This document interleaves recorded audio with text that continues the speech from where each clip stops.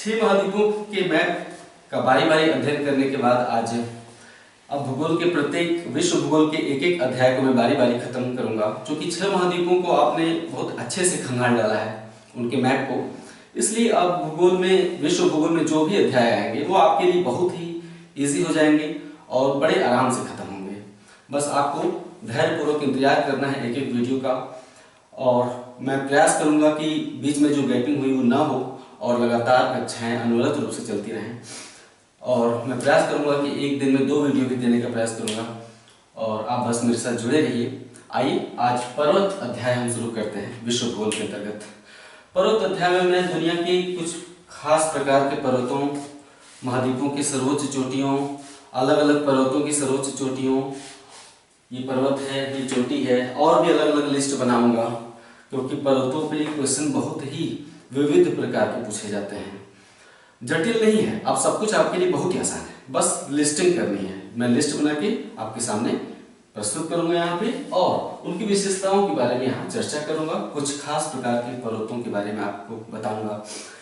अधिकतर चीजें आप जानते हैं, मेरे ख्याल से ये आपके लिए एक रिवीजन की तरह ही होगा।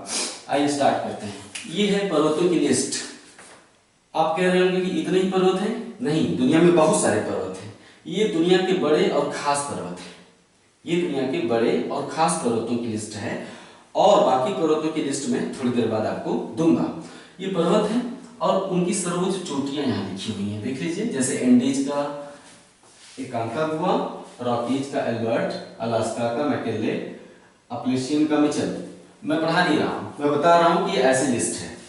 तो इस लिस्ट पर व्यापक चर्चा करने से पहले आइए पहले जो यहाँ पे 6 महाद्वीप दिए हुए हैं, ऑस्ट्रेलिया, एशिया, यूरोप, अफ्रीका, उत्तरी अमेरिका, दक्षिण अमेरिका, इन 6 महाद्वीपों में जो पर्वत फैले हुए हैं जगह जगह, उनकी विशेषताओं पर पहले एक मोटा मोटा नजर डालते हैं। लिस्ट बाद में बनाएंगे, उनकी अलग अलग क्लासिफिकेशन होगा पर्वतों का, लेकिन सभी पर्वतों को एक साथ 5 मिनट में पहले आइए देख लेते हैं, उसके बाद फिर विस्तृत चर्चा करूंगा। तो ये लाल रंग की जो रेखाएं हैं ये पर्वत हैं। महाद्वीपों में ऑस्ट्रेलिया में जैसे लाल रंग की रेखा है, एशिया में ये लाल रंग की जो रेखाएं हैं, यूरोप में, अफ्रीका में, दक्षिणी अमेरिका, उत्तरी अमेरिका, ये लाल रंग की रेखाएं पर्वत हैं। और लाल रंग की रेखाओं पर जो त्रिभुज बना हुआ है काले रंग से जो त्रिभुज जगह जगह बना हुआ है, ये त्रिभुज उस पर्वत की सर्वोच्च चोटी है। आप लोकेट कर सकते हैं। 6 महाद्वीपों पर आपने अच्छे से दृष्टि डाली है मेरे साथ, तो लोकेट करना कि किस देश में वो पड़ेगा बहुत मुश्किल नहीं हो गया। तो ये सर्वोच्च चोटियां हैं, आप देखकर समझ सकते हैं कि कौन सी चोटी किस देश में हो सकती है, हालांकि मैं आपको पढ़ाऊंगा। तो आइए दक्षिण अमेरिका से स्टार्ट करते हैं। दक्षिण अमेरिका महाद्वीप, पश्चिमी तट को देख रहे हैं आप? पश्चिमी तट के साथ साथ उत्तर से लेकर दक्षिण तक, दक्षिण अमेरिका महाद्वीप के पश्चिमी तट के साथ साथ उत्तर से लेकर दक्षिण तक दुनिया की सबसे लंबी पर्वत श्रेणी है, नाम है एंडीज। एंडीज की सबसे ऊंची चोटी एकांकागुआ, माउंट, चोटी को माउंट कहा जाता है, माउंट एकांकागुआ। तो एंडीज की सर्वोच्च चोटी माउंट एकांकागुआ किस देश में है? ऑफ कोर्स चिली में है। जो दक्षिणी अमेरिका महाद्वीप है उसके दक्षिण में 2 ही देश हैं, पश्चिम में चिली है और पूर्व में अर्जेंटीना है। इस साइड में अर्जेंटीना है और पश्चिम में चिली है। तो एकांकागुआ जो सर्वोच्च चोटी है एंडीज की, वो है चिली में। ठीक है, अच्छा ठीक है। यहाँ पे एक समुद्री जलधारा बहती है। हम दक्षिण अमेरिका महाद्वीप पढ़ाते समय आपको बताए थे, आप इस जलधारा का नाम बताइए, इस जलधारा की खोज किसने की थी उसका नाम भी बताइए, कमेंट करिएगा। ठीक है, ये अब उत्तरी अमेरिका महाद्वीप में आते हैं। दुनिया की दूसरी सबसे लंबी पर्वत श्रेणी रॉकी है, रॉकीज या रॉकी। सबसे लंबी पर्वत श्रेणी एंडीज, दूसरी सबसे लंबी पर्वत श्रेणी रॉकी। रॉकी का विस्तार यूएसए और कनाडा तक है। ये जो पतली सी रेखा है उसके उत्तर में कनाडा है और दक्षिण में यूएसए है। आप जानते हैं किसी भी तरह की कठिनाई होगी मैप को समझने में, तो आप उस महाद्वीप का जो वीडियो है पीछे जाके देख सकते हैं उसकी विस्तृत मैप को समझने के लिए। तो रॉकी का विस्तार यूएसए और कनाडा में। दुनिया की दूसरी सबसे लंबी पर्वत श्रेणी रॉकी की सबसे ऊंची चोटी, रॉकी पर्वत की सबसे ऊंची चोटी है माउंट एल्बर्ट। रॉकी पर्वत की सबसे ऊंची चोटी है माउंट एल्बर्ट। किस देश में है? यूएसए में है। देखिए यहाँ पर अमेरिका है, यूएसए। तो माउंट एल्बर्ट रॉकी की सबसे ऊंची चोटी है, रॉकी पर्वत की।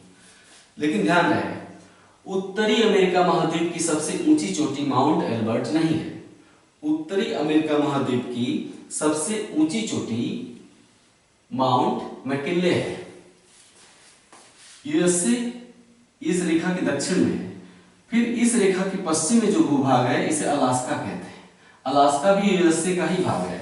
यूएसए, कनाडा, कनाडा के पश्चिम में ये वाला जो भूभाग है लाइन के पश्चिम में ये अलास्का है। अलास्का भी यूएसए का ही भाग है। तो उत्तरी अमेरिका की सर्वोच्च चोटी माउंट मैकिनले किस पर्वत पर है? अलास्का रेंज पर है, अलास्का पहाड़ी पर। ओके, अलास्का पर्वत पर एक चोटी है माउंट मैकिनले। ये उत्तरी अमेरिका महाद्वीप की सर्वोच्च चोटी है। जबकि रॉकी पर्वत की सर्वोच्च चोटी है माउंट एल्बर्ट। अमेरिका के पूर्व में एक पर्वत आपको दिखाई दे रहा है, यूएसए के पूर्वी तट के पास। इस पर्वत का नाम है अपलेशियन पर्वत। अमेरिका में उच्च कोटि का एंथ्रेसाइट कोयला का भंडार पाया जाता है। अमेरिका में बहुत बड़ी मात्रा में एंथ्रेसाइट कोयला पाया जाता है। वो कोयला का भंडार अपलेशियन पर्वत के क्षेत्र में ही पाया जाता है। अमेरिका का लगभग अधिकतम कोयला जो खोदा जाता है जमीन से वो अपलेशियन पर्वत के क्षेत्र से ही निकाला जाता है। यानी अपलेशियन पर्वत किस खनिज का भंडार है? कोयले का। तो अपलेशियन पर्वत की जो सर्वोच्च चोटी है उसका नाम है माउंट मिचेल। अपलेशियन पर्वत की सर्वोच्च चोटी है माउंट मिचेल। यहाँ पे लिखा हुआ है अपलेशियन माउंट मिचेल। आप इसको देखते जाइए, समझ जाएंगे, यहाँ पे सारा लिखा हुआ है। तो अपलेशियन पर्वत में केवल कोयला ही नहीं पाया जाता है बल्कि पेट्रोलियम का भी भंडार पाया जाता है। हम जब अमेरिका महाद्वीप के मैप का अध्ययन करवा रहे थे तो बताया था कि पश्चिम में कैलिफोर्निया राज्य है। कैलिफोर्निया राज्य की घाटी में बहुत बड़ी मात्रा में पेट्रोलियम का भंडार है। लेकिन पेट्रोलियम का भंडार केवल कैलिफोर्निया राज्य में ही नहीं है बल्कि अपलेशियन पर्वत के क्षेत्र में भी है। यानी अपलेशियन पर्वत के क्षेत्र में कोयला भी पाया जाता है और पेट्रोलियम भी मिलता है। ओके, रॉकी पर्वत के पश्चिम में दो पर्वत दिखाई दे रहे हैं। रॉकी पर्वत के पश्चिम में छोटे छोटे दो पर्वत। नीचे वाला जो पर्वत है वो कैलिफोर्निया राज्य में है। इसको हम कहते हैं सिएरा नेवादा। क्या? सिएरा नेवादा। अमेरिका के किस राज्य में है? कैलिफोर्निया राज्य में है। सिएरा नेवादा के उत्तर में जो पर्वत है उसे हम कहते हैं कास्केड रेंज। कास्केड पर्वत, कास्केड रेंज। सिएरा नेवादा, इसके उत्तर में कास्केड रेंज। कास्केड रेंज पर एक चोटी दिखाई दे रही है काले रंग की त्रिभुज। कास्केड रेंज की सर्वोच्च चोटी का नाम है माउंट रेनियर। ठीक, माउंट रेनियर किस देश में है? यूएसए में है। यानी माउंट रेनियर भी यूएसए में है, माउंट एल्बर्ट भी यूएसए में है और माउंट मिचेल भी यूएसए में है। तो कितने पर्वतों के बारे में आपने जाना? Rocky, Appalachian, Sierra Newada, cascade range, Alaska श्रेणी, इसकी सर्वोच्च चोटी माउंट मैकिनले, और भी छोटे छोटे पर्वत आपको दिखाई दे रहे होंगे। इनके बारे में हम बाद में आपको जानकारी देंगे। बड़े पर्वतों के बारे में फिलहाल देख लेते हैं। ये अफ्रीका महाद्वीप। अफ्रीका महाद्वीप का सबसे प्रमुख पर्वत एटलस पर्वत है। यहाँ पे लिखा हुआ है एटलस। एटलस पर्वत की सर्वोच्च चोटी है माउंट टूबकाल। माउंट टूबकाल। एटलस पर्वत का विस्तार, जब मैं अफ्रीका महाद्वीप पढ़ा रहा था तो मैंने बताया था कि एटलस पर्वत का विस्तार दो देशों में है। वो मैं जल्दबाजी में पढ़ाते समय बता दिया था, लेकिन एटलस पर्वत का विस्तार दरअसल 3 राज्यों में है। पश्चिम में है मोरक्को, अल्जीरिया, ट्यूनीशिया। ये उत्तर में भूमध्य सागर है। भूमध्य सागर के दक्षिण में यहाँ 3 देश हैं, Morocco, Algeria, Tunisia. Morocco, Algeria, Tunisia. Atlas पर्वत का विस्तार 3 देशों में है। एटलस पर्वत की सर्वोच्च चोटी है माउंट टूबकाल। माउंट टूबकाल किस देश में है? सब नोट करते जाइए। माउंट टूबकाल मोरक्को में है, जो सबसे पश्चिम में स्थित देश है एटलस के। तो मोरक्को में माउंट टूबकाल है एटलस की सर्वोच्च चोटी। ठीक है, अब आइए हम अफ्रीका का जो दक्षिण में एक देश है इसे कहते हैं दक्षिण अफ्रीका। दक्षिण अफ्रीका में भी एक पर्वत है, इसे हम कहते हैं ड्रैकेंसबर्ग। दक्षिण अफ्रीका में एक पर्वत है, ये अक्सर सवालों में पूछा जाता है। हम जो भी वैसे बताए हैं सब प्रश्न पूछे जा चुके हैं। कभी कभी सिर्फ पर्वत ही दे देता है, चोटी नहीं पूछा जाएगा, पूछेगा कि ये पर्वत किस देश में है। तो ड्रैकेंसबर्ग पर्वत दक्षिण अफ्रीका में है। अफ्रीका महाद्वीप के बीचों बीच एक पर्वत है, कांगो गणराज्य में, Dominic Republic of Congo, Congo गणराज्य में बीचों बीच जो कांगो नदी की घाटी का क्षेत्र है, वहां पे भी एक पर्वत है। उस पर्वत का नाम है माउंट मिटुम्बा।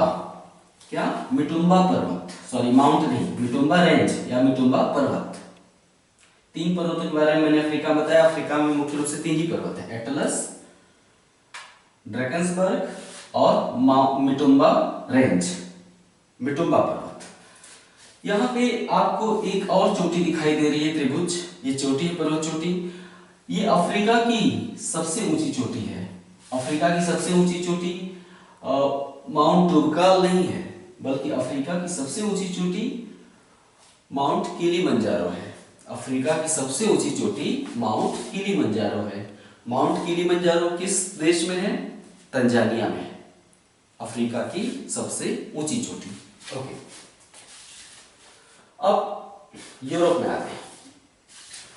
यूरोप में यहां पे एक पर्वत आपको दिखाई दे रहा है, उत्तर से लेकर दक्षिण की तरफ। वास्तव में ये बॉर्डर लाइन पर है, 2 देश हैं। इसके पूर्व में जो देश है उसको फ्रांस कहते हैं, इस पर्वत के पश्चिम में जो देश है उसे स्पेन कहते हैं।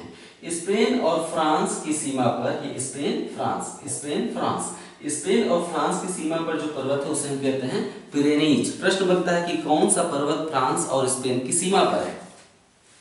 पिरेनीज पर्वत फ्रांस और स्पेन की सीमा पर है।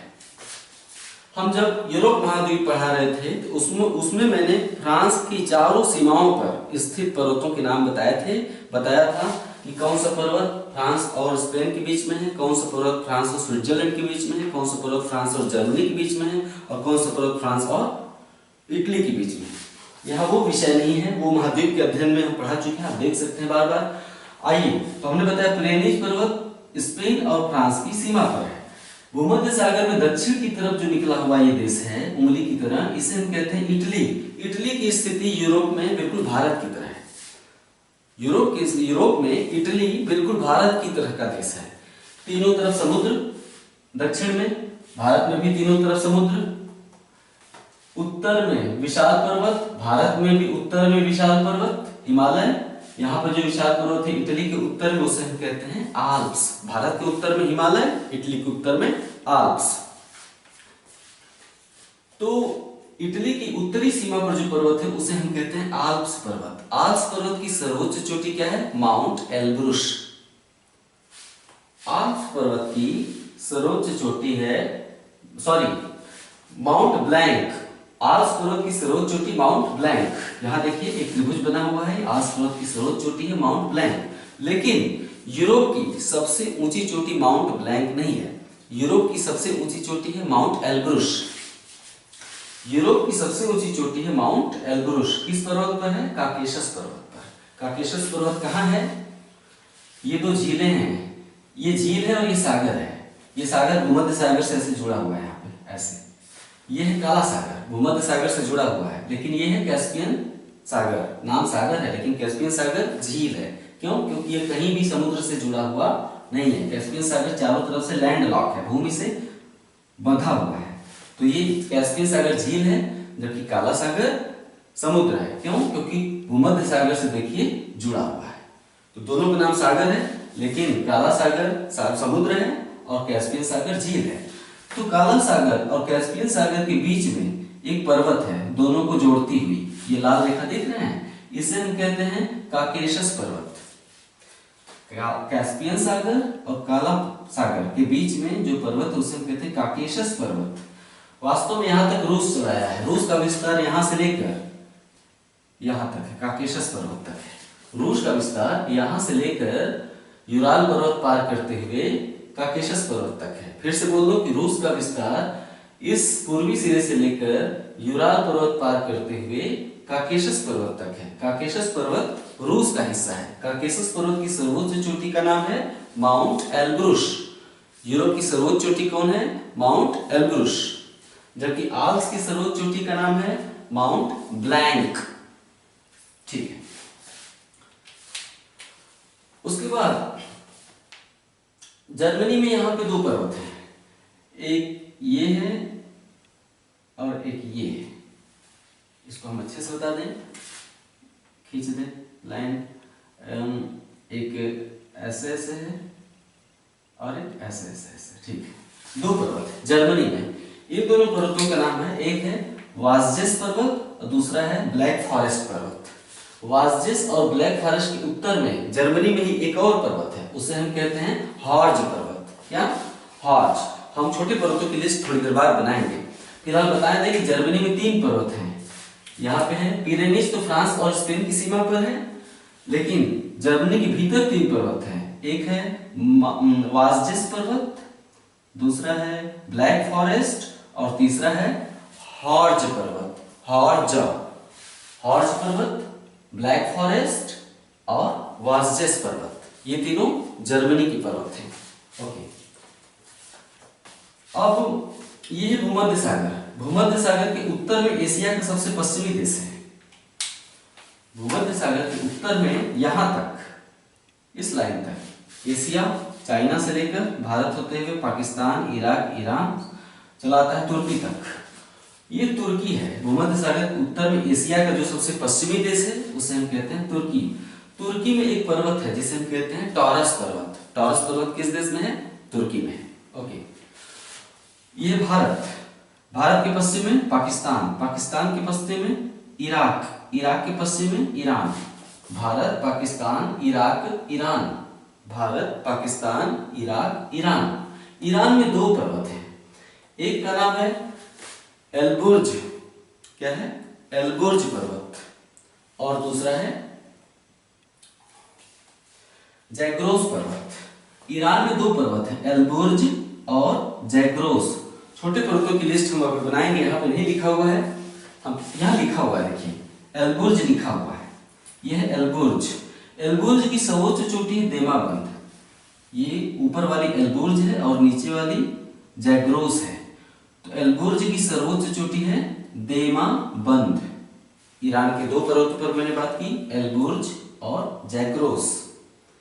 एल्बुर्ज की सर्वोच्च चोटी है देमाबंद चोटी। ओके, अब आते हैं भारत में। भारत के उत्तर में, भारत और नेपाल और तिब्बत की सीमा पर जो पर्वत है उसे हम कहते हैं हिमालय। हिमालय पर्वत दुनिया की तीसरी सबसे लंबी पर्वत श्रृंखला है। सबसे लंबा पर्वत कौन सा है? एंडीज। दूसरा लंबा पर्वत रॉकी। दुनिया का तीसरा सबसे लंबा पर्वत हिमालय। दुनिया का तीसरा सबसे लंबा पर्वत हिमालय। हिमालय 3 देशों में विस्तृत है। हिमालय का विस्तार 3 देशों तक है, भारत, नेपाल और चाइना। हिमालय का विस्तार 3 देशों में है, भारत, नेपाल और चाइना। मैं इतना पढ़ाता जा रहा हूं, उम्मीद कर रहा हूं कि जैसा कि मैंने पहले अध्याय में बताया था कि आपके पास एटलस और दीवार पर टंगा हुआ विश्व का मानचित्र, भौतिक मानचित्र और राजनीतिक मानचित्र होना चाहिए। उम्मीद है कि अब तक आपने खरीद लिया होगा। अगर आप खरीद लिए होंगे तो आप मेरे साथ और अपने साथ भी न्याय कर रहे हैं, अन्यथा उल्टा हो रहा है। ठीक है, तो हिमालय का विस्तार 3 देशों तक है। आप एटलस में देखिए या मानचित्र में, भारत में भी है, नेपाल में भी है और चाइना में भी कुछ हिस्सा है। हिमालय की जो सर्वोच्च चोटी है उसे हम कहते हैं माउंट एवरेस्ट। हिमालय की सर्वोच्च चोटी है माउंट एवरेस्ट। माउंट एवरेस्ट दुनिया की सर्वोच्च चोटी है, ऊंचाई है 8,848 मीटर, लेकिन माउंट एवरेस्ट भारत में नहीं है। माउंट एवरेस्ट नेपाल में पड़ता है। एटलस में देखिए या मानचित्र में, माउंट एवरेस्ट नेपाल में पड़ता है। सवाल है कि भारत की सबसे ऊंची चोटी कौन है? भारत की सबसे ऊंची चोटी K2 अर्थात गॉडविन ऑस्टिन है। K2 अथवा गॉडविन ऑस्टिन, 2 नाम है। जम्मू कश्मीर राज्य में है K2। भारत की सबसे ऊंची चोटी K2 जम्मू कश्मीर राज्य में है। किस पर्वत पर है? काराकोरम पर्वत पर है। ये जो एक गोल सा पठार है उसको हम कहते हैं पामीर का पठार। पामीर के पठार से दक्षिण पूर्व की तरफ जो पर्वत निकला हुआ है, नीचे दक्षिण और इधर पूर्व, बीच का हिस्सा ऐसे खींचेंगे तो क्या कहलाएगा? इधर दक्षिण इधर पूर्व। इस दिशा को हम क्या कहेंगे? दक्षिण पूर्व। तो पामीर के पठार से दक्षिण पूर्व की ओर जो पहाड़ी निकली हुई है उसे हम कहते हैं काराकोरम पहाड़ी। काराकोरम पहाड़ी की सर्वोच्च चोटी है K2। K2 ही भारत की सबसे ऊंची चोटी है। ऊंचाई है 8,611 मीटर। 8,611 मीटर। जबकि माउंट एवरेस्ट दुनिया की सबसे ऊंची चोटी है, लेकिन किसमें है? नेपाल में है। ओके। हिमालय के उत्तर में एक पठार है, इस पठार का नाम है पामीर पठार। भारत का सबसे उत्तरी राज्य क्या है? कश्मीर, जम्मू कश्मीर। जम्मू कश्मीर के ऊपर जो एशिया के देश हैं उन्हें हम मध्य एशियाई देश कहते हैं। जम्मू कश्मीर के ऊपर उत्तर में, जम्मू कश्मीर के उत्तर में जो देश हैं, Tajikistan, Uzbekistan, Kazakhstan, Kyrgyzstan, Turkmenistan, उसे हम कहते हैं मध्य एशियाई देश। तो ताजिकिस्तान में यहाँ पे एक पठार है, ताजिकिस्तान और अफगानिस्तान में फैला हुआ, इसे हम कहते हैं पामीर का पठार। पामीर का पठार कई पर्वतों का मिलन बिंदु है। जैसे देख रहे हैं, एक पर्वत ये है, एक पर्वत ये है, एक पर्वत ये है, एक पर्वत काराकोरम है। इन सभी पर्वतों का मिलन बिंदु है पठार। तो जब कोई पठार कई पर्वतों का मिलन बिंदु होता है तो उसे हम गांठ कहते हैं, ठेठ भाषा में। किताबों में भी लिखा रहता है। जैसे आपने पढ़ा होगा नीलगिरी की गांठ, क्योंकि नीलगिरी से 3 दिशाओं में पर्वत फैला हुआ है। अनामलाई पर्वत, पश्चिमी घाट, पूर्वी घाट। तो ऐसे क्षेत्र को हम क्या कहते हैं? नीलगिरी गांठ। तो पामीर को हम कहते हैं पामीर का गांठ। पामीर पठार को क्या कहते हैं? पामीर का गांठ। तो पामीर गांठ से चारों दिशाओं में पहाड़ियां निकली हुई हैं। पामीर पठार है, पर्वत नहीं है, लेकिन पामीर गांठ से चारों दिशाओं में पहाड़ियां निकली हुई हैं। पश्चिम में एक पहाड़ी निकली हुई, उसे हम कहते हैं हिंदुकुश पहाड़ी या हिंदुकुश पर्वत। हिंदुकुश पर्वत। पामीर पठार से पश्चिम में जो पर्वत निकला है उसे हम कहते हैं हिंदुकुश पर्वत। हिंदुकुश पर्वत किस देश में है? अफगानिस्तान में पूरी तरह से। पामीर पठार से दक्षिण पूर्व की ओर एक पहाड़ी निकली हुई है, उसका नाम है काराकोरम। काराकोरम की सर्वोच्च चोटी केटू, केटू ही भारत की सर्वोच्च चोटी है। पामीर पठार से पूर्व में एक चोटी पहाड़ी निकली हुई है, इसे हम कहते हैं कुनलुन। क्या? यहां लिखा हुआ नहीं है, कुनलुन। यहां पर लिख दें आपको नाम स्पष्ट करने के लिए, कुनलुन। यह कुनलुन, ठीक है। तो पामीर पठार से पूर्व में जो पहाड़ निकला हुआ है उसे हम कहते हैं कुनलुन पर्वत। तिब्बत में चला गया है। ये काराकोरम दक्षिण पूर्व की ओर कश्मीर में चला गया है। कुनलुन पर्वत तिब्बत में चला गया है। तिब्बत पठार किस देश का हिस्सा है? तिब्बत चाइना का हिस्सा है, यानी कुनलुन भी चाइना में है। यहां से उत्तर पूर्व की ओर भी एक पर्वत निकला हुआ है। ये देखिए, उत्तर और इधर पूर्व, उत्तर और इधर पूर्व। उत्तर पूर्व की जो पर्वत निकला है उसे हम कहते हैं तिएन शान। तिएन शान, तिएन शान पर्वत, इसे पढ़ लीजिए, तिएन शान पर्वत। तो पामीर पठार से उत्तर पूर्व की ओर जो पहाड़ी निकली हुई है उसे हम कहते हैं तिएन शान पर्वत। किस देश में है? चीन में चली गई है। यानी हिंदुकुश चला गया अफगानिस्तान में, काराकोरम चला गया है कश्मीर में, कुनलुन चला गया है तिब्बत में, और तिएन शान चला गया है चाइना में। यानी तिएन शान और कुनलुन दोनों पूर्व में चाइना में चला गया है। तो ये 4 पर्वत हैं जो कि कहां जुड़ते हैं? पामीर की गांठ पर आपस में जुड़ जाते हैं। हिमालय के नीचे ये एक पर्वत है, इसे हम कहते हैं अरावली। गुजरात से शुरू होता है और दिल्ली तक जाता है। अरावली, अरावली का विस्तार गुजरात के पालनपुर, एक जगह है पालनपुर। अरावली का विस्तार गुजरात के पालनपुर से दिल्ली तक 700 किलोमीटर में है। अरावली का विस्तार पालनपुर से लेके गुजरात के पालनपुर से दिल्ली तक 700 किलोमीटर तक है। हम भारत जब पढ़ाएंगे तो भारतीय भूगोल में पर्वतों के अंतर्गत अरावली की अन्य विशेषताओं पर आपसे चर्चा करेंगे। फिलहाल इतना जान लीजिए कि अरावली का विस्तार पालनपुर से लेकर दिल्ली तक है 700 किलोमीटर में। अरावली भारत की सबसे प्राचीन पर्वत श्रेणी है, सबसे प्राचीन पर्वत श्रेणी है अरावली। अभी इसी अध्याय में अरावली पर आगे और बात होगी, ठीक है। भारत के पश्चिमी तट के सहारे जो पर्वत है उसे पश्चिमी घाट कहते हैं, और पूर्वी तट के सहारे यहाँ पे जो पर्वत है उसे हम पूर्वी घाट कहते हैं। भारत के पश्चिम में जो सागर है उसे अरब सागर कहते हैं। भारत के पूर्व में जो सागर है उसे बंगाल की खाड़ी कहते हैं। अरब सागर और बंगाल की खाड़ी हिंद महासागर के ही 2 छोटे छोटे सिरे हैं। हिंद महासागर के 2 छोटे छोटे सिरे हैं, ये अरब सागर, इधर बंगाल की खाड़ी। तो बंगाल खाड़ी तट पर भारत में जो पर्वत है उसे पश्चिमी घाट कहते हैं। सॉरी, अरब सागर तट पर जो पर्वत है उसे पश्चिमी घाट, और बंगाल की खाड़ी तट पर जो पर्वत है उसे पूर्वी घाट। तो पश्चिमी घाट पर्वत की सबसे ऊंची चोटी जो है भारत में, जो पश्चिमी घाट पर्वत है उसकी सबसे ऊंची चोटी है, यहां पे लिखा है अनाई मुदी। अनाई मुदी। पश्चिमी घाट की सर्वोच्च चोटी अनाईमुदी। अनाईमुदी दक्षिण भारत की सबसे ऊंची चोटी है। पश्चिमी घाट की सबसे ऊंची चोटी अनाईमुदी वास्तव में पूरे दक्षिण भारत की भी सबसे ऊंची चोटी है। ओके। पश्चिमी घाट के ठीक उत्तर में एक पर्वत यहाँ पे आपको दिखाई दे रहा है, पूर्व पश्चिम में विस्तृत अरावली और पश्चिमी घाट के बीच में एक पर्वत है, इसे हम कहते हैं सतपुड़ा। सतपुड़ा पर्वत। सतपुड़ा पर्वत का उल्लेख अभी फिर बाद में आएगा जब पर्वतों की कैटेगरी पढ़ाएंगे, वलित पर्वत, घृतोत पर्वत, ज्वालामुखी पर्वत, वहां पे सतपुड़ा पर्वत का उल्लेख आएगा तो इसके बारे में और बातें होंगी। ठीक है, फिलहाल इतना जानिए कि सतपुड़ा पर्वत का ज्यादातर हिस्सा मध्य प्रदेश में है, थोड़ा सा महाराष्ट्र में है और थोड़ा सा गुजरात में है। ज्यादातर हिस्सा मध्य प्रदेश, थोड़ा महाराष्ट्र और थोड़ा गुजरात। ठीक है। हिमालय के पूर्व में, भारत के पूर्व में यहाँ पे म्यांमार देश है। ठीक है, भारत की पूर्वी सीमा के बाद जो पूर्वोत्तर के 7 राज्य हैं, भारत के पूर्वोत्तर के जो 7 राज्य हैं, यानी कि सिक्किम, मेघालय, नागालैंड, मणिपुर, मिजोरम, त्रिपुरा, अरुणाचल प्रदेश, 7 राज्य हैं, उनके पूर्व में जो देश होता है उसे हम कहते हैं म्यांमार। म्यांमार में एक पहाड़ी है यहाँ पे, उत्तर से दक्षिण में विस्तृत। इस पहाड़ी को हम कहते हैं अराकान योमा। वास्तव में हिमालय ही आगे जाकर यहाँ पे ऐसे मुड़ गया है दक्षिण में।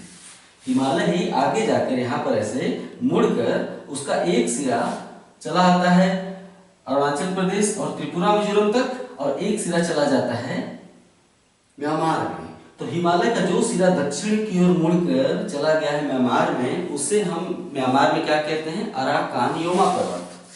म्यांमार में इसे क्या कहते हैं? अराकान योमा पर्वत।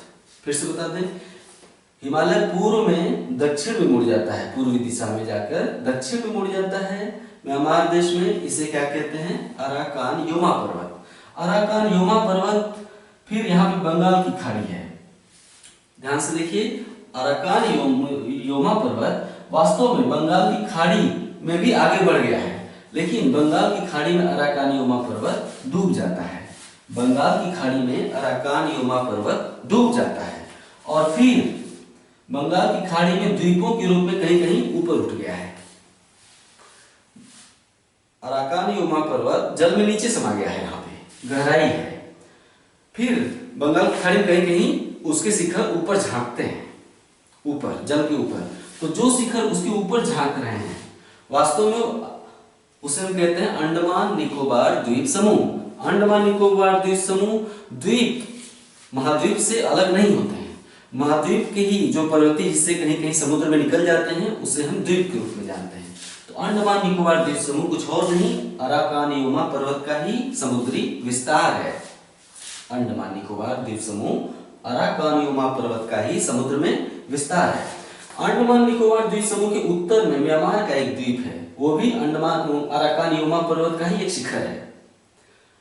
अराकान योमा पर्वत का एक शिखर अंडमान द्वीप के उत्तर में झांकता है जल के बाहर। इसे हम कौन सा द्वीप कहते हैं?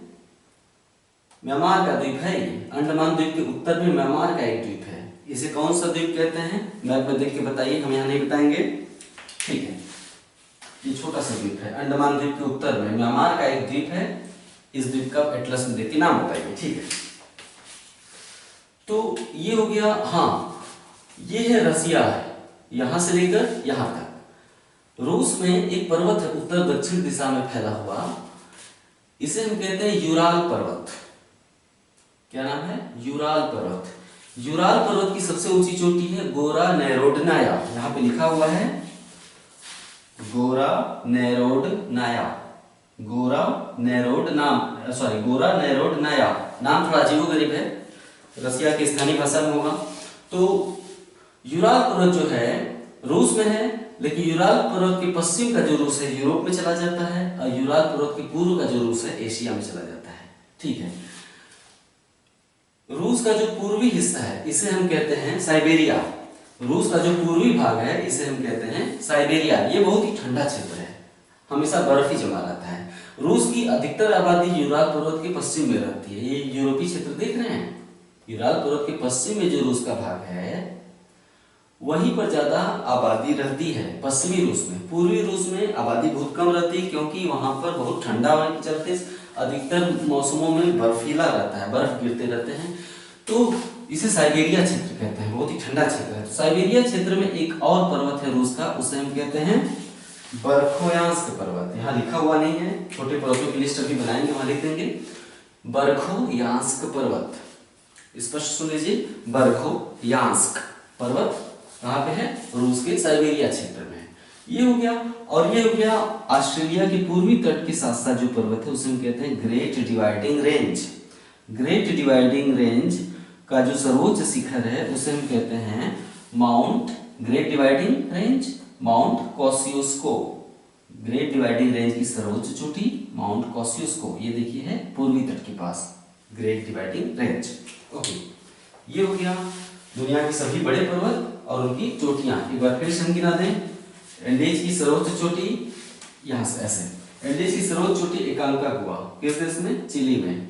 रॉकी की सर्वोच्च चोटी अल्बर्ट, किस देश में? यूएसए में। अलास्का की सर्वोच्च चोटी मैकिनले, यूएसए में। मैकिनले यूएस उत्तरी अमेरिका महाद्वीप की सर्वोच्च चोटी है, जबकि रॉकी की सर्वोच्च चोटी माउंट एल्बर्ट है।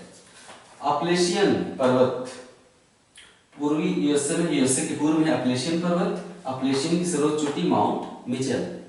कास्केड रेंज सर्वोच्च चोटी माउंट रेनियर, यहाँ पे cascade range mount Rainier. Atlas की सर्वोच्च चोटी माउंट टूरकल, किस देश में? मोरक्को में। आल्प्स की सर्वोच्च चोटी माउंट ब्लैंक, किस देश में?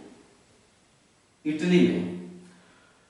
काकेसस की सर्वोच्च चोटी माउंट एल्ब्रस, रूस में।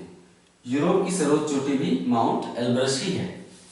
यूराल की सर्वोच्च चोटी गोरा नेरोटनाया, किस देश में? रूस में। एल्बुर्ज ईरान में है, यह है एल्बुर्ज। एल्बुर्ज की सर्वोच्च चोटी देमाबंद, हिमालय की सर्वोच्च चोटी एवरेस्ट, पश्चिमी घाट की सर्वोच्च चोटी अनाईमुदी जो कि पूरे दक्षिण घाट की सर्वोच्च चोटी है, और अनाईमुदी किस राज्य में है? केरला में पड़ता है ये। और ग्रेट डिवाइडिंग रेंज की सर्वोच्च चोटी माउंट कोसियुस्को।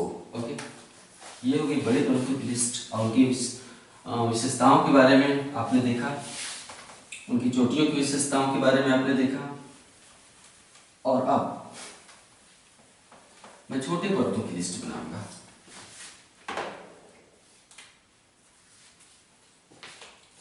ये है पर्वत और इधर रहेगा देश, ठीक है। ब्रूक्स पर्वत, ब्रूक्स पर्वत कनाडा।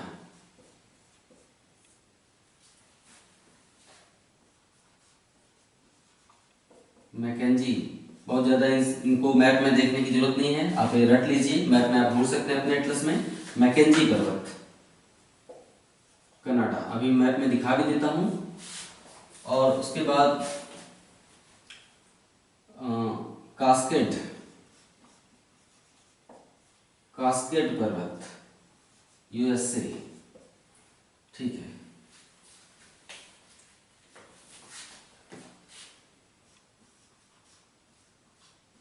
मिटुम्बा पर्वत, मिटुम्बा पर्वत कांगो गणराज्य, मिटुम्बा पर्वत कांगो गणराज्य। यह है ड्रैकेंसबर्ग पर्वत,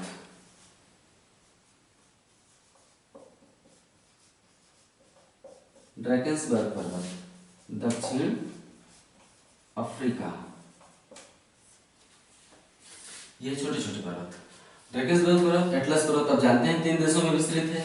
उसके बाद यहाँ पे छोटे पर्वतों की लिस्ट में आ जाएंगे ब्लैक फॉरेस्ट,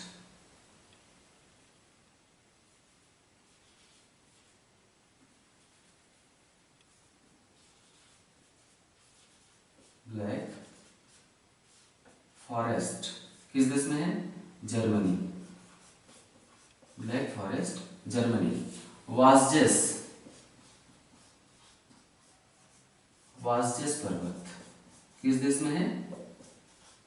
जर्मनी। इन पर्वतों को देखिए, ब्रूक्स पर्वत कनाडा, कहां पे है? ये ब्रूक्स पर्वत, सॉरी ब्रूक्स पर्वत कनाडा में नहीं है, अलास्का में। ब्रूक्स पर्वत अलास्का में है। अलास्का पर्वत के उत्तर में ये पर्वत है, इसे कहते हैं ब्रूक्स पर्वत। ये मैकेंजी पर्वत कनाडा में है।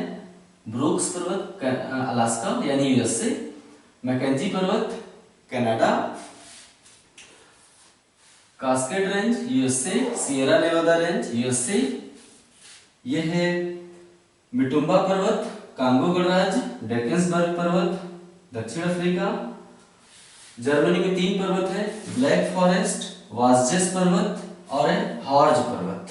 जर्मनी के 3 पर्वत हो गए छोटे पर्वतों की लिस्ट में। आप लिखते चले जाइए क्योंकि मैं मिटाने जा रहा हूं।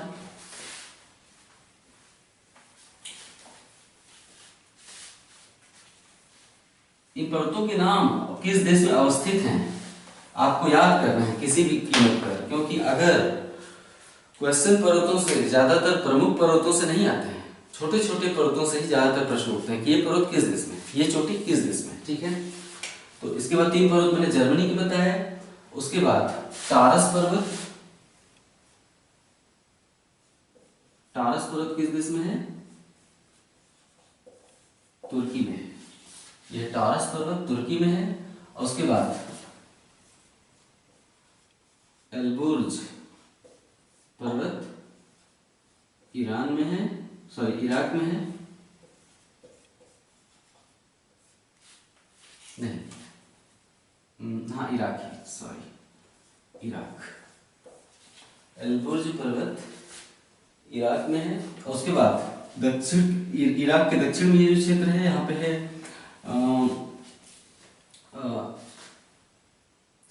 जैग्रोस, एक मिनट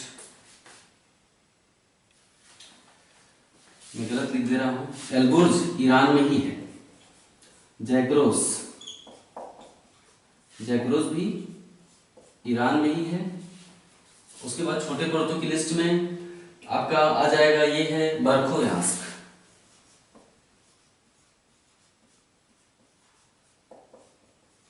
बर्खोयांस्क कहाँ है, रूस में है। बर्खोयांस्क रूस में है। और अराकानियोमा म्यांमार में है, आप पढ़ चुके हैं। ये हो गया छोटे पर्वतों की लिस्ट। खास खास पर्वतों के बारे में आपने लिस्ट में देख ही लिया, टारस तुर्की, एल्बुर्ज ईरान, जैग्रोस ईरान और बर्खोयांस्क रूस। ठीक है,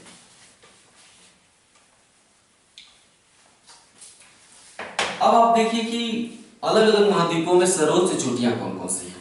कभी कभी ऐसा पूछता है कि इस महाद्वीप की सर्वोच्च चोटी कौन सी है, उसमें कंफ्यूजन होने के चांसेस होते हैं। जैसे कि आपने देखा कि इराकी की सर्वोच्च चोटी माउंट एल्बर्ट है, लेकिन उत्तरी अमेरिका महाद्वीप की सर्वोच्च चोटी माउंट एल्बर्ट नहीं है, बल्कि माउंट मैकिनले है। किस पर्वत पर है, अलास्का पर्वत पर है। इसी तरह अलग अलग महाद्वीपों की जो सर्वोच्च चोटियां, उनकी एक लिस्ट बना लेते हैं। महाद्वीप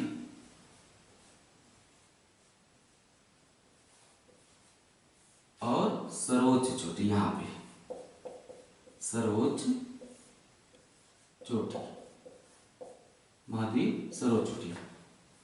एशिया से शुरू करते हैं। एशिया की सर्वोच्च चोटी बिल्कुल एवरेस्ट, एवरेस्ट पूरी दुनिया की सर्वोच्च चोटी है। यूरोप, एवरेस्ट किस देश में है, नेपाल में है। यूरोप की सर्वोच्च चोटी माउंट एल्ब्रुस,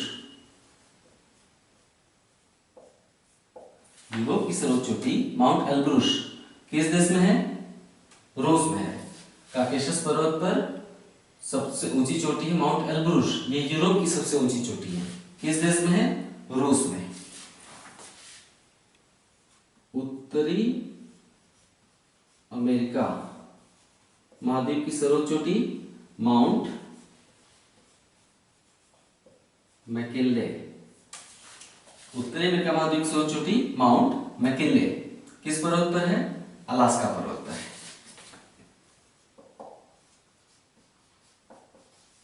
दक्षिण अमेरिका महाद्वीप की सर्वोच्च चोटी, दक्षिण अमेरिका महाद्वीप की सर्वोच्च चोटी माउंट एकांकागुआ,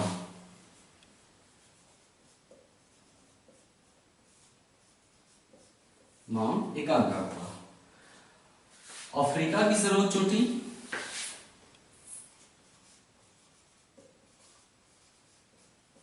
माउंट किलिमंजारो,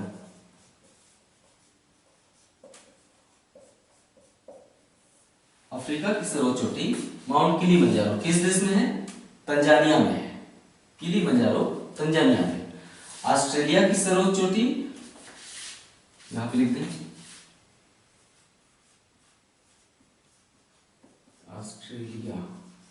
ऑस्ट्रेलिया की सर्वोच्च चोटी माउंट कॉसियुस्को। ऑस्ट्रेलिया महाद्वीप की सर्वोच्च चोटी माउंट कॉसियुस्को ग्रेट डिवाइडिंग रेंज पर। तो आपने देखा कि अलग अलग महाद्वीपों में एशिया की सर्वोच्च चोटी एवरेस्ट नेपाल, यूरोप की सर्वोच्च चोटी माउंट एल्ब्रुस रूस, उत्तरी अमेरिका महाद्वीप की सर्वोच्च चोटी माउंट मैकिनले अलास्का, दक्षिण अमेरिका की सर्वोच्च चोटी माउंट एकांकागुआ चिली, अफ्रीका की सर्वोच्च चोटी किलिमंजारो तंजानिया और ऑस्ट्रेलिया की सर्वोच्च चोटी माउंट कॉसियुस्को। 6 महाद्वीपों के बाद एक 7वां महाद्वीप है, उसको हम कहते हैं अंटार्कटिका महाद्वीप। अंटार्कटिका महाद्वीप दक्षिणी ध्रुव के पास है। मैप में ढंग से दिखाना संभव नहीं। उत्तरी ध्रुव पर तो कोई महाद्वीप है नहीं। दक्षिणी ध्रुव पर जो महाद्वीप है वो बर्फ के रूप में है, बर्फ के बहुत बड़े विशाल पिंड के रूप में, उसे हम कहते हैं अंटार्कटिका। अंटार्कटिका महाद्वीप की जो सर्वोच्च चोटी है उसका नाम है विल्सन मैसिफ। अंटार्कटिका महाद्वीप की जो सर्वोच्च चोटी है उसका नाम हम यहां पे लिख दें विल्सन मैसिफ। नाम ढंग से पढ़ लीजिए, विल्सन मैसिफ, अंटार्कटिका महाद्वीप की सर्वोच्च चोटी।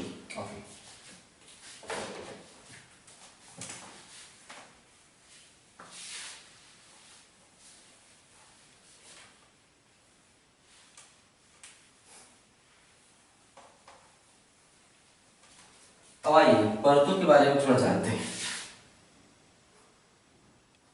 आपने अक्सर पर्वतों के नाम के आगे माउंटेन और हिल पढ़ा होगा, जैसे कि अरावली या फिर अनामलाई हिल और हिमालय माउंटेन। तो जो 1000 मीटर से ऊंचे पर्वत होते हैं उन्हें हम पर्वत कहते हैं, अर्थात माउंटेन। 1000 मीटर से, समुद्र सतह से 1000 मीटर से जो ऊंचे पर्वत होते हैं उन्हें हम पर्वत या माउंटेन कहते हैं।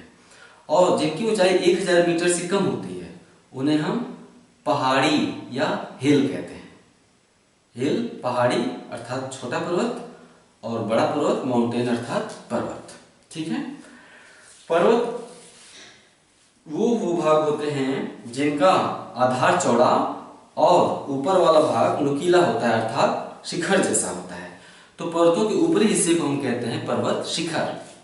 एक ही पर्वत पर कई शिखर पाए जा सकते हैं। अगर पर्वत विशाल होता है तो उस पर कई शिखर निकले हुए होते हैं। जैसे हिमालय एक विशाल पर्वत है। हिमालय दुनिया की सबसे ऊंची पर्वत चोटी है। दुनिया की सबसे लंबी पर्वत चोटी एंडीज भले ही है, लेकिन दुनिया की सबसे ऊंची पर्वत चोटी हिमालय है। हिमालय पर बहुत सी पर्वत श्रृंखलाएं हैं, जैसे सबसे ऊंची है एवरेस्ट, फिर कंचनजुंगा है सिक्किम में, फिर है मकालू। मैं पर्वत चोटियों के नाम ले रहा हूं। जो हिमालय पर जो पर्वत चोटियां हैं, एवरेस्ट, कंचनजुंगा चोटी, मकालू चोटी या पर्वत चोटी और धौलागिरी पर्वत चोटी।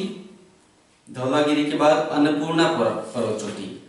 हिमालय की जो क्रमशः 4 पर्वत चोटियां हैं, सबसे ऊंची क्रमशः 4, सबसे ऊंची एवरेस्ट, दूसरी सबसे ऊंची कंचनजुंगा, तीसरी सबसे ऊंची मकालू, चौथी सबसे ऊंची धौलागिरी, 5वीं सबसे ऊंची पर्वत चोटी अन्नपूर्णा है। मैंने 5 क्रमशः सबसे ऊंची पर्वत चोटियों के नाम आपको हिमालय के बताए। आगे फिर हम इसे बताएंगे। तो हाँ, तो हम बता रहे थे कि एक ही पर्वत पर कई पर्वत चोटियां भी हो सकती हैं। एक ही पर्वत श्रृंखला के अंतर्गत कई पर्वत चोटियां हो सकती हैं। ठीक है। हम पर्वतों के प्रकार पर चर्चा करेंगे कि पर्वत कितने प्रकार के होते हैं। तो पर्वत प्रमुख रूप से होते तो बहुत तरह के हैं, लेकिन सवाल मुख्य रूप से 3 प्रकार के पर्वतों से आते हैं। वलित पर्वत, 4 प्रकार के पर्वतों से आते हैं। वलित पर्वत, भ्रंशोत्थ पर्वत, इंग्लिश में ब्लॉक पर्वत कहते हैं, ब्लॉक पर्वत या भ्रंशोत्थ पर्वत। तीसरा है ज्वालामुखी पर्वत और चौथा है अवशिष्ट पर्वत। अवशिष्ट पर्वत मतलब जो घिस पिट चुका है, बचा हुआ भाग अवशेष कहलाता है, अवशिष्ट पर्वत। तो पहला प्रकार है वलित पर्वत।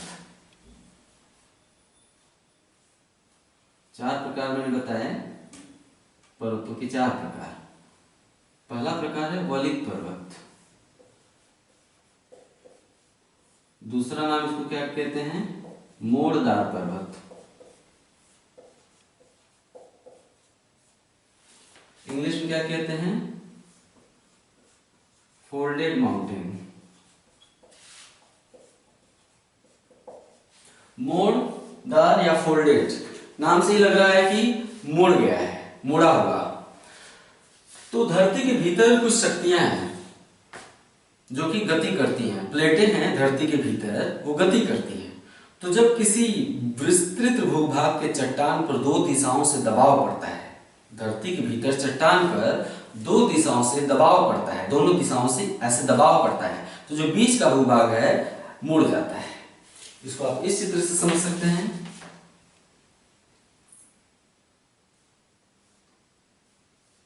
इधर से दबाव और इधर से दबाव, तो बीच का जो हिस्सा है ऐसे ऐसे मुड़ जाता है। अगर किसी विस्तृत क्षेत्र में चट्टानी भूभाग पर दो तरफ से दबाव पड़ता है तो बीच का भाग, जो चट्टानी भाग है, वो मुड़ जाता है। तो उसे हम क्या कहते हैं? वलित पर्वत। मुड़ जाना अर्थात वलन पड़ जाना, मुड़ जाना अर्थात वलन पड़ जाना, तो उसे हम मोड़दार पर्वत या वलित पर्वत कहते हैं। तो जो दोनों तरफ से जो दबाव पड़ता है उसे हम हिंदी में कहते हैं संपीडनात्मक बल। संपीडनात्मक बल। किसी वस्तु पर आगे से भी दबाव डालिए और पीछे से भी, तो उस बल को हम कहते हैं संपीडनात्मक बल। मतलब बीच के वस्तु के पास कोई चारा न हो कि जाए कहां, स्वाभाविक सी बात है वो मुड़ जाएगा। तो पृथ्वी की आंतरिक शक्तियों द्वारा, इसे ऐसे समझेंगे कि पृथ्वी की आंतरिक शक्तियों द्वारा किसी विस्तृत भूभाग में संपीडनात्मक बल द्वारा विस्तृत भूभाग के चट्टान जब संपीडनात्मक बल द्वारा वलित हो जाते हैं या मुड़ जाते हैं, तो वलित अथवा मोड़दार अथवा फोल्डेड माउंटेन का निर्माण होता है। ठीक है, ऐसे ही बनता है वलित पर्वत। खास बात यह है कि दुनिया के सभी पर्वत, मैं जो भी बोल रहा हूं आपके लिए नोट्स है, हर लाइन एक क्वेश्चन है, पूछा गया है, सब कुछ लिखते चले जाइएगा। दुनिया के सभी विशाल, ऊंचे और विस्तृत पर्वत वलित पर्वतों के ही उदाहरण है। दुनिया के सभी विशाल पर्वत, चाहे एंडीज हो, चाहे हिमालय हो, चाहे रॉकी हो, चाहे यूराल पर्वत हो, दुनिया के सभी विशाल और ऊंचे पर्वत वलित पर्वतों के ही उदाहरण हैं। ठीक है,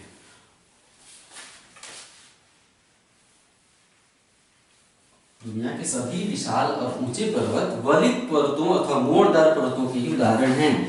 उदाहरण के लिए आपसे जब क्वेश्चन पूछा जाएगा कि निम्नलिखित में से कौन सा वलित पर्वत नहीं है, तो कौन सा वलित पर्वत है पहले उसे देख लीजिए, तब पहचान पाएंगे कि कौन सा वलित पर्वत नहीं है। ठीक है, एंडीज, रॉकी, हिमालय, यूराल रूस में है, आल्प्स, एटलस, ये है दुनिया की प्रमुख फोल्डेड माउंटेन वलित पर्वत। एंडीज, रॉकी, ये है एंडीज और ये है रॉकी। उसके बाद हिमालय, भारत के उत्तर में हिमालय भी वलित पर्वत है, रूस में जो पर्वत है यूराल, ये भी वलित पर्वत है, इटली के उत्तर में जो आल्प्स पर्वत है, इटली के उत्तर में ये भी वलित पर्वत है, और अफ्रीका के उत्तर पश्चिमी भाग में, अफ्रीका के उत्तर पश्चिमी भाग में जो पर्वत है एटलस, ये भी वलित पर्वत ही है। तो इतने तरह की खास हमने वलित पर्वत आपको बताया।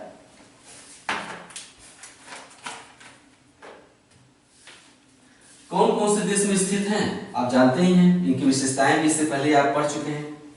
ठीक है, अब जो दूसरा प्रमुख पर्वत का प्रकार है वलित पर्वत के बाद, वह है ब्लॉक पर्वत। पर्वत का दूसरा प्रकार है ब्लॉक पर्वत या ब्लॉक माउंटेन। ब्लॉक माउंटेन देखिए, वलित पर्वत का निर्माण कैसे हुआ है? दोनों तरफ से जो दबाव, यानी वलित पर्वत का निर्माण दबाव के कारण हुआ है। दबाव अर्थात संपीडनात्मक बल के कारण हुआ है वलित पर्वत का निर्माण। लेकिन जो ब्लॉक पर्वत होते हैं ठीक इसके उल्टे होते हैं। ब्लॉक पर्वत का निर्माण दबाव के कारण नहीं बल्कि खिंचाव के कारण होता है। कैसे?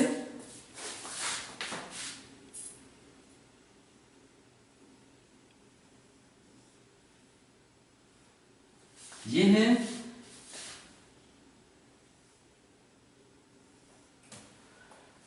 धरातल। धरातल ये वाला हिस्सा पहले कहाँ था, यहां था।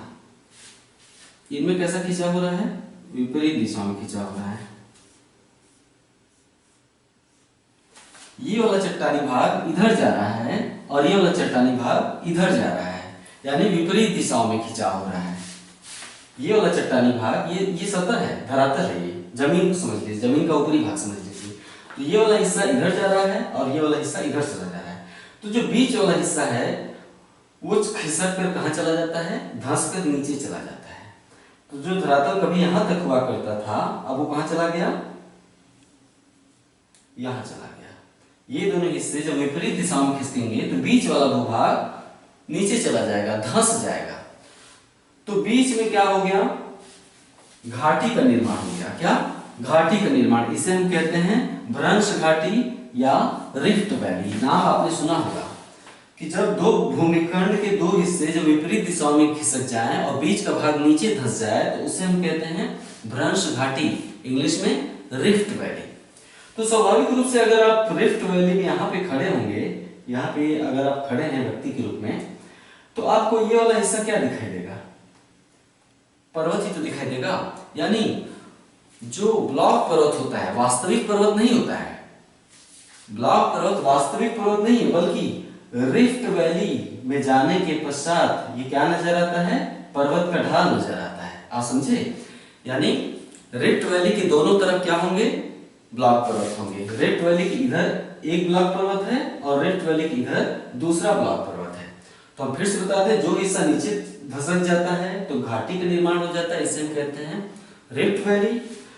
रिफ्ट वैली के दोनों तरफ जो पर्वत होते हैं उसे हम कहते हैं, जो कि भ्रंश के कारण ये पर्वत बने हैं, इसे हम इन्हें कहते हैं भ्रंशोत्थ पर्वत। क्या,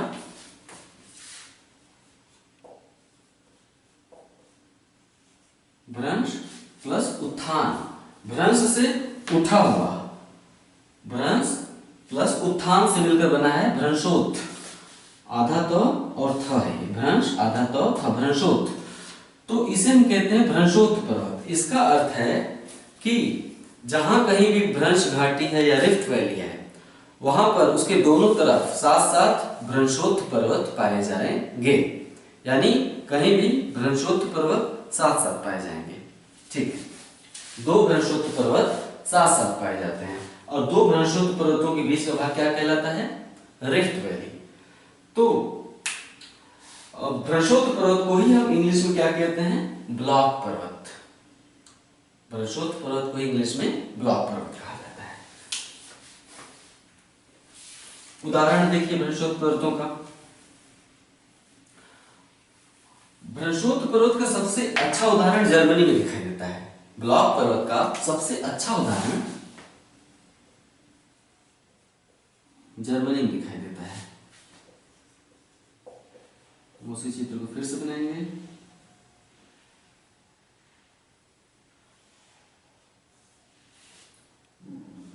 इधर है वासजेस पर्वत, इधर है ब्लैक फॉरेस्ट।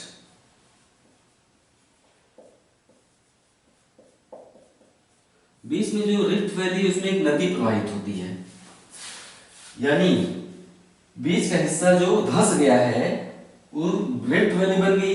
रिफ्ट वैली में जो नदी प्रवाहित होती है उसका नाम है, जर्मनी की कौन सी प्रमुख नदी है, राइन नदी।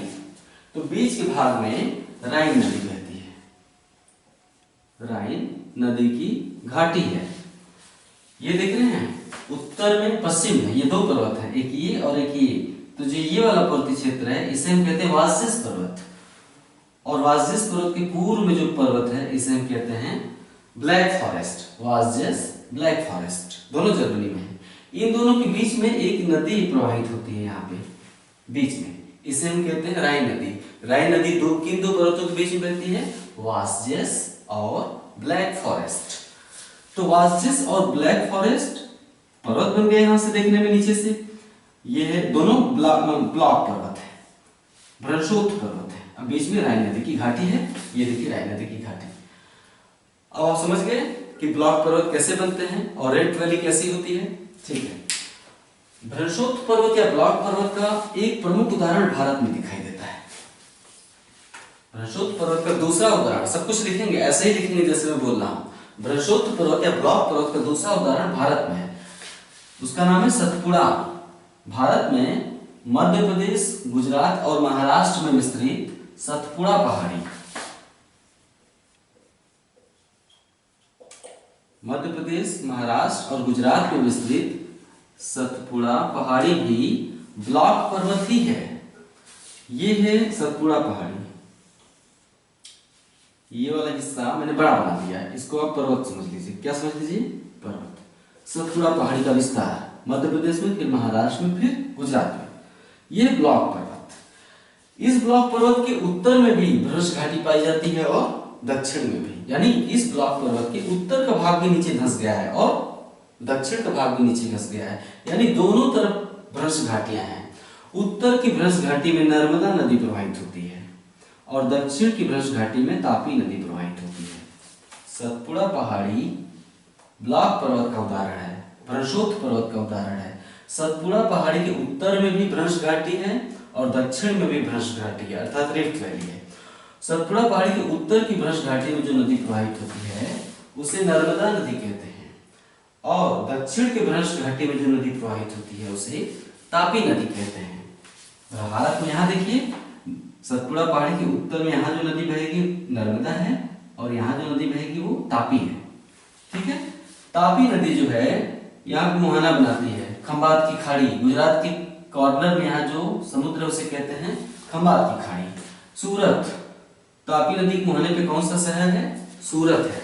और नर्मदा नदी के मुहाने पे कौन सा शहर है? ये देखिए, तापी नदी के मुहाने पर ये जो शहर है ये तट है, तो तापी नदी के मुहाने पर सूरत है और नर्मदा नदी के मुहाने पर भड़ौच है। इतिहास में आप भड़ौच नाम पढ़े होंगे, भरूच या भड़ौच। सातवाहन काल में एक प्रमुख बंदरगाह था भड़ौच या भरूच।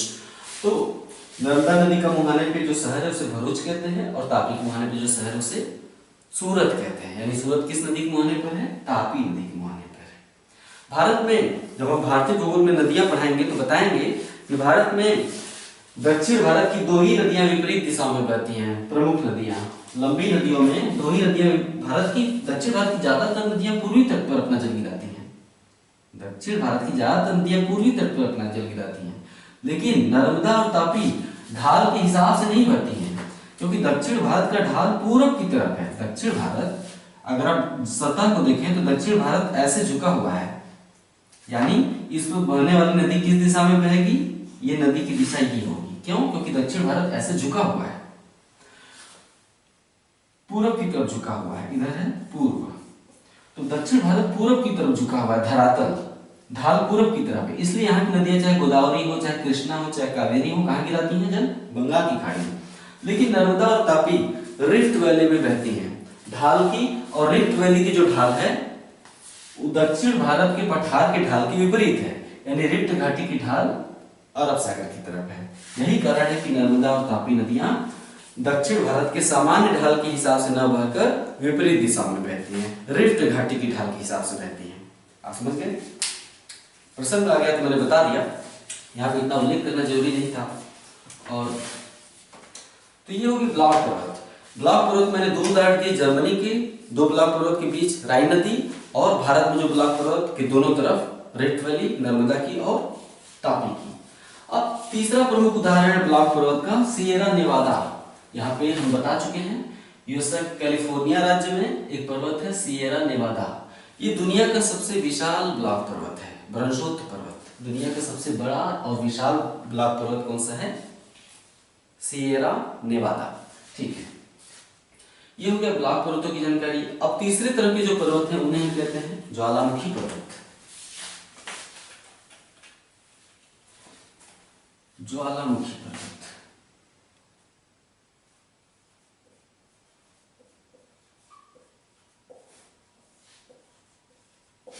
ज्वालामुखी पर्वत।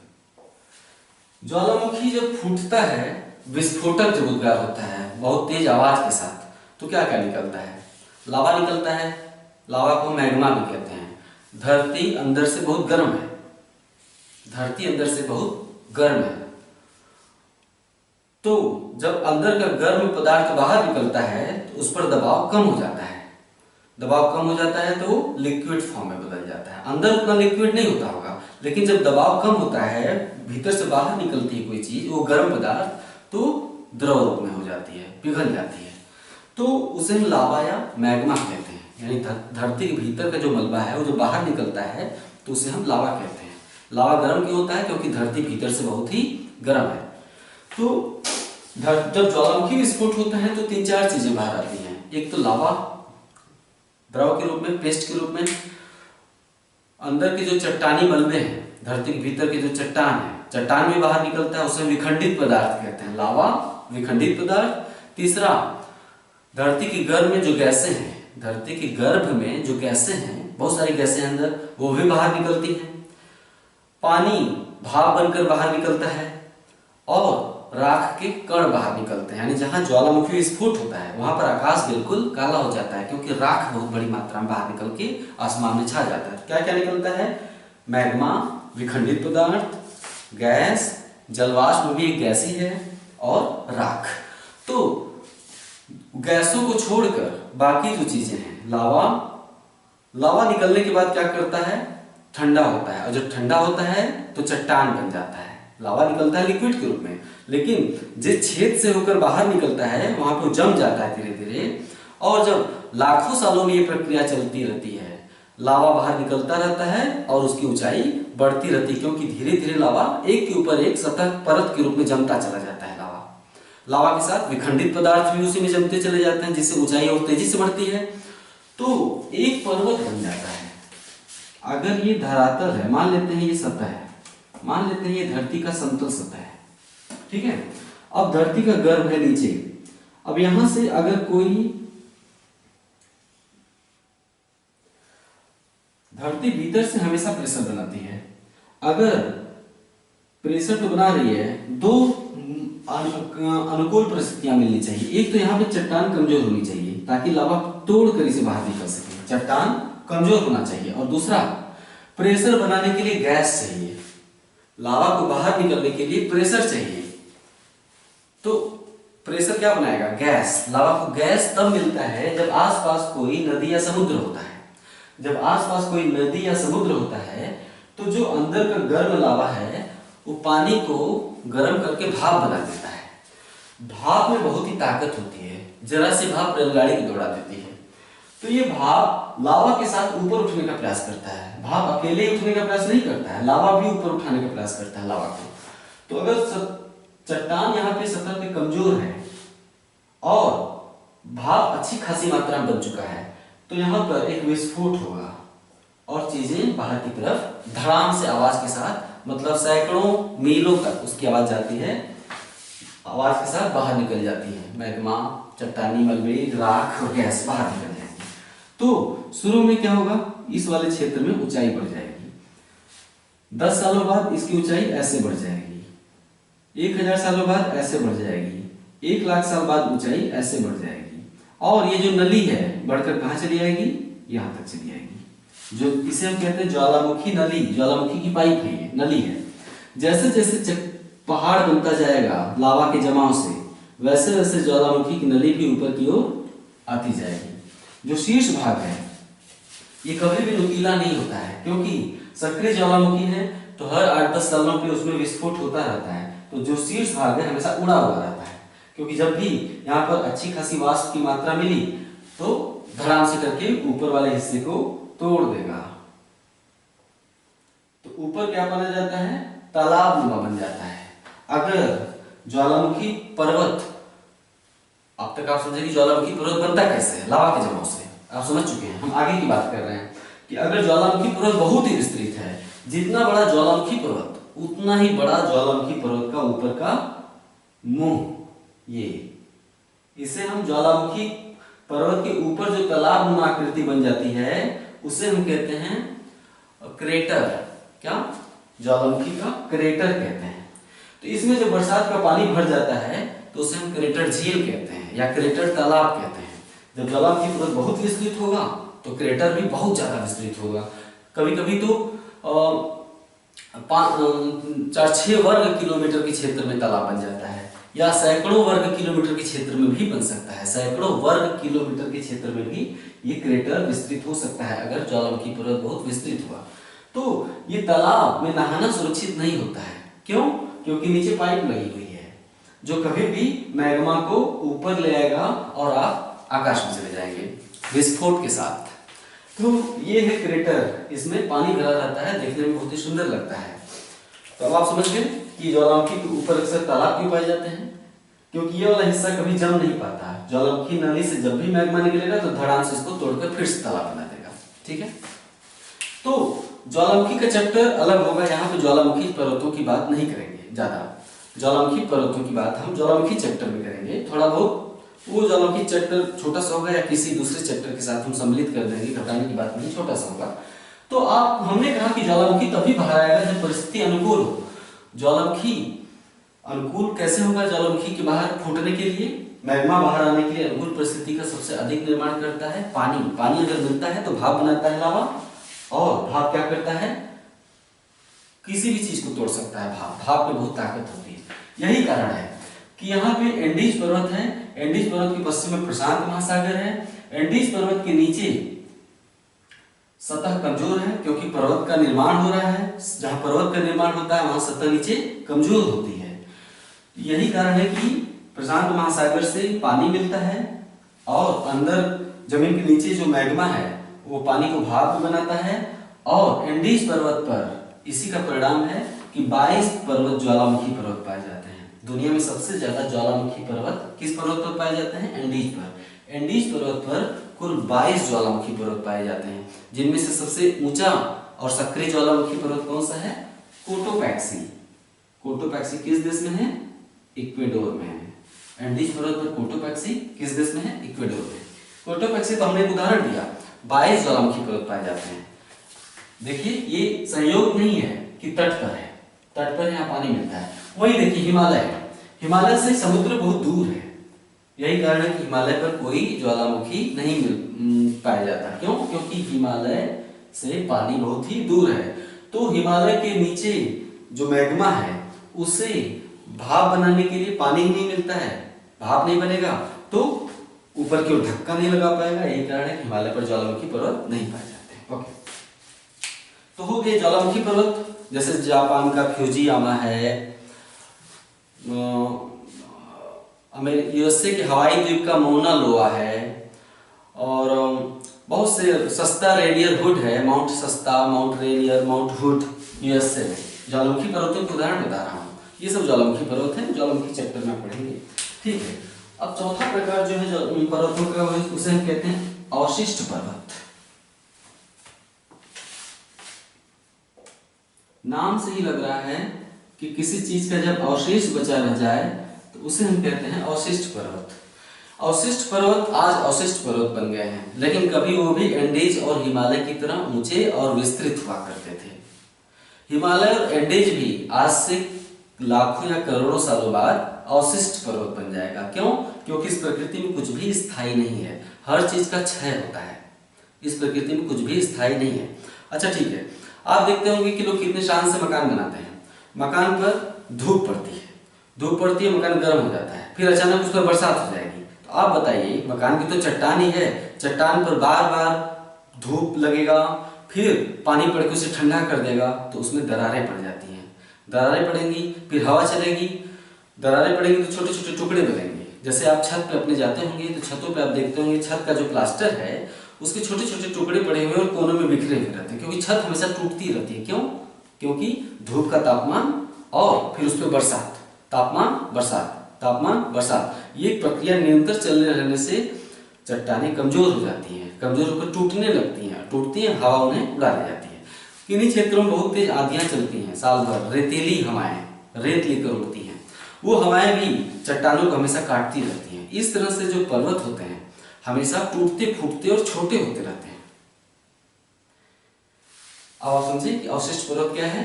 पर्वत करोड़ों सालों बाद घिस घिस कर छोटे हो जाते हैं, टूट फूट कर, तो उन्हें हम क्या कहते हैं? अवशिष्ट पर्वत। अवशिष्ट पर्वतों के भारत में 3 उदाहरण हैं। अरावली पर्वत भारत का सबसे प्राचीन पर्वत है, घिस घिस कर छोटा हो गया है। कभी ये हिमालय से भी विशाल हुआ करता था अरावली पर्वत, आज गुजरात के पालनपुर से दिल्ली तक विस्तृत है, 700 किलोमीटर है। दूसरा अवशिष्ट पर्वत है पश्चिमी घाट। तीसरा अवशिष्ट पर्वत है यहाँ पूर्वी घाट है। पश्चिमी घाट, पूर्वी घाट और अरावली भारत में 3 अवशिष्ट पर्वतों के उदाहरण हैं। अवशिष्ट पर्वत इतने खास नहीं है क्योंकि बहुत ही छोटे और घिस पिट चुके हैं। ठीक है, आज हो गया पर्वत अध्याय खत्म। इसके बाद हम अगले वीडियो में मरुस्थल और पठार एक साथ पढ़ा देंगे। अगले वीडियो में मरुस्थल और पठार एक साथ पढ़ा देंगे। पर्वत को हमने ज़्यादा समय इसलिए लगाया क्योंकि पर्वतों से सवाल बहुत ही जटिल टाइप के पूछते हैं, आसान सवाल नहीं आते हैं पर्वतों से। ओके।